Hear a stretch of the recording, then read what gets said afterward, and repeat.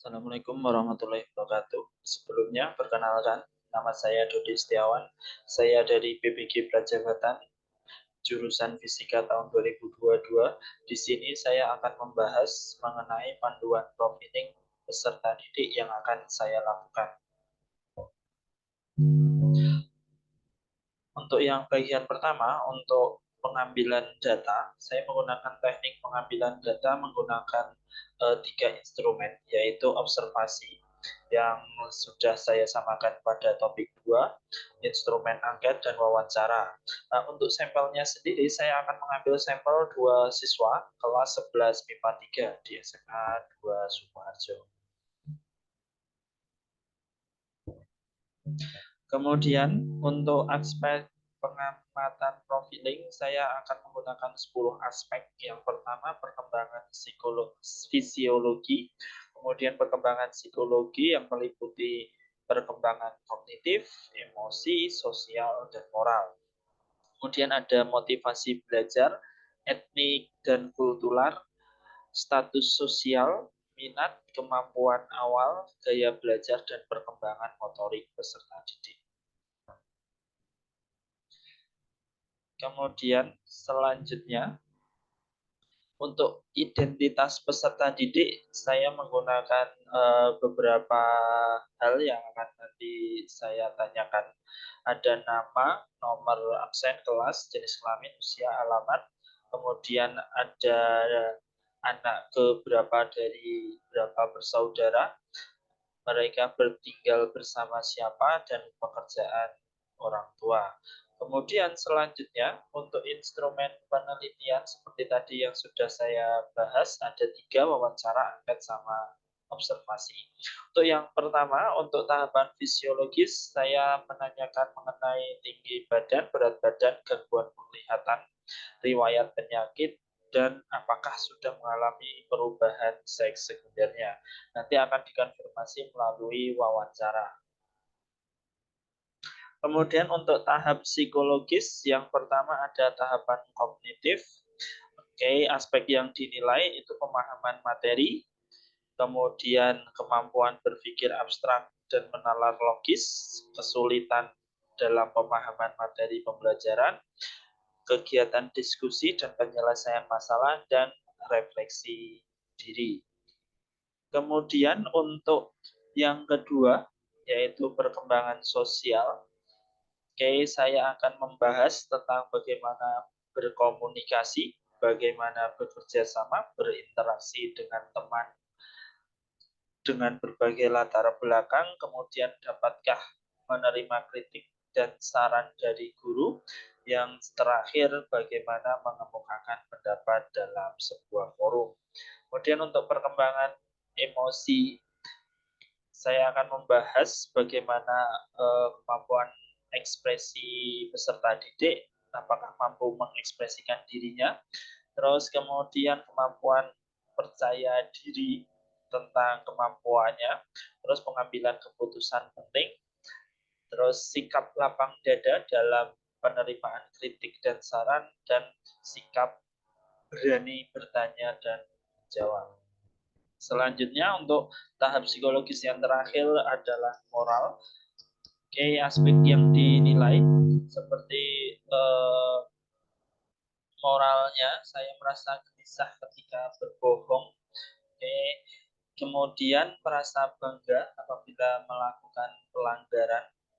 Kemudian tanggung jawab, merasa belajar adalah kebutuhan pribadi, dapat menghargai pendapat, dan tidak mudah terpengaruh oleh teman. Selanjutnya, ada motivasi belajar. Di sini aspek yang akan saya nilai adalah usaha peserta didik dalam memecahkan permasalahan. Apakah mereka dalam pembelajaran terlibat dalam pembelajaran atau malah sering bermain HP. Kemudian apakah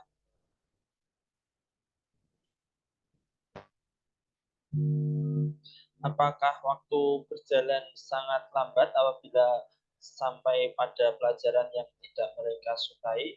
Kemudian mengetahui apa cita-cita mereka yang akan mereka wujudkan.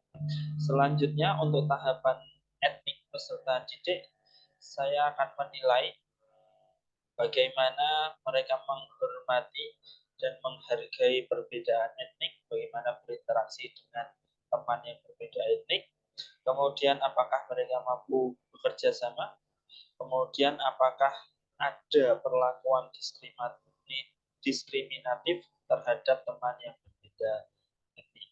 Untuk kultural, di sini saya lebih condong untuk budaya di lingkungan sekolah, apakah setiap pembelajaran sudah dimulai dengan berdoa, kemudian menerapkan 5S di lingkungan sekolah, senyum, salam, sapa, sopan, santun, kemudian bagaimana penggunaan bahasa di lingkungan sekolah, kemudian bagaimana menghargai budaya teman yang berbeda, kemudian bagaimana budaya mencontek di sekolah apabila mereka sedang ujian. Kemudian untuk status sosial, di sini saya akan membahas mengenai kebutuhan finansial mereka, apakah sudah tercukupi, apakah merasa ada kesenjangan sosial di lingkungan sekolah, kemudian apakah mereka yakin dan percaya diri tentang latar belakang sosial untuk mewujudkan cita-cita. Kemudian untuk yang selanjutnya, perkembangan minat belajar peserta didik, saya menilai bagaimana peserta didik apakah senang mengikuti pembelajaran, apakah mereka tetap fokus ketika guru sedang menyampaikan, apakah mereka tertarik dengan materi apa yang disampaikan dan tahu manfaatnya. Kemudian apakah selama pembelajaran mereka aktif bertanya dan menjawab. Aspek selanjutnya adalah kemampuan awal peserta didik. Ini di sebelum mereka memulai pembelajaran. Di sini bisa dinilai dari bagaimana cara mereka menjawab pertanyaan persepsi dari guru, terus apakah dapat mengaitkan materi dengan materi sebelumnya, kemudian apakah bisa memahami instruksi yang diberikan guru sebelum melakukan pembelajaran.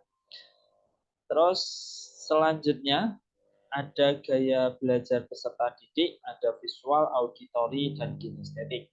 Nah, untuk visual kita menilai bagaimana mereka apakah mampu menerima instruksi berdasarkan gambar-gambar saja, mampu membaca poster, diagram, dan lain sebagainya, apakah dengan mengingat lebih cepat dari dilihat daripada mereka mendengarnya, dan apakah mereka menyukai catatan berwarna-warni. Sedangkan untuk auditori, apakah instruksi guru dengan bahasa verbal saja mereka dapat memahami, apakah mereka lebih mudah memahami saat mendengar atau melihat, apakah mereka belajar menggunakan musik, dan apakah mereka mampu membahas kembali hasil diskusi.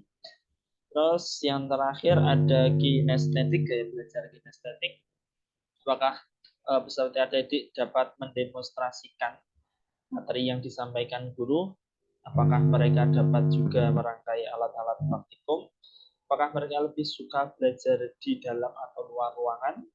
Dan terakhir, apakah mereka senang mencoba sesuatu hal yang baru, misalkan membuat alat dan membuat proyek. Tahapan terakhir yang saya bahas adalah perkembangan motorik peserta didik. Di sini nanti akan ada motorik kasar dan motorik halus.